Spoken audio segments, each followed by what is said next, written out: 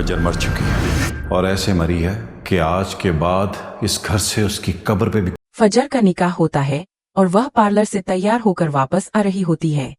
सामने एक गाड़ी खड़ी देखती है और यह समझकर कि यह शेर की गाड़ी है, उसमें बैठ जाती है। गाड़ी चल पड़ती है, लेकिन जब फजर ध्यान से देखती है तो समझती है कि यह बदर जमान की गाड़ी है। वह घबरा जाती है और दरवाजा खोलने की कोशिश करती है, मगर दरवाजा नहीं खुलता। बदर जमान उसे अपने दूसरे घर ले जाता है और एक कमरे में रस्सियों से बांध देता है। उधर शादी में शेर इंतजार करता है। जब फजर नहीं आती तो वह परेशान हो जाता है और तुरंत पार्लर पहुंचता है।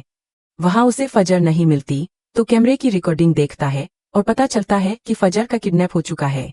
वह जल्दी से फजर के मोबाइल की लोकेशन ट्रेस करता है और जान जाता है कि वह बदर जमान के दूसरे घर में है।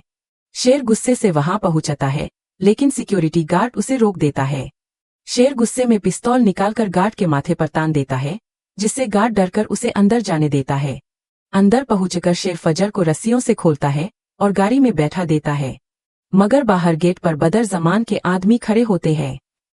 उसी वक्त सुजात अपने गार्ड्स के साथ वहां से गुजरता है और शेर व फजर को रोकते हुए देखता है। वह तुरंत अपने गार्ड्स को हुक्म देता है कि बदर जमान के आदमियों को पकड़कर गाड़ी में डालो। फिर वह शेर और फजर को लेकर निकाह की रस्म में पहुंचता है। सुजात सबके सामने शेर की मां से कहता है कि वह अपनी खुशी से शेर और फजर का निकाह कराना चाहता है।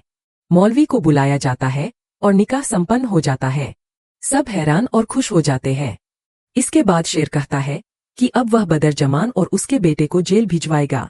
यह सुनकर बदर जमान डरकर शेर के कदमों में गिर जाता है और माफी मांगता है, लेकिन शेर साफ कह देता है कि उसने उसके पिता का कत्ल किया था, इसलिए अब सजा सबके सामने मिलेगी। शेर पुलिस को कॉल करता है। पुलिस आती है, बदर जमान को हथकड़ी लगाकर थाने ले जाती है और वहां उसे मारती पीटती है। बदर जमान अपने किए पर पछताने लगता है। इस तरह सुजात और शेर के घरवाले अपनी पुरानी दुश्मनी भूलकर एक साथ मिल जाते हैं और अपनी जिंदगी खुशी और सुकून से गुजारने लगते हैं।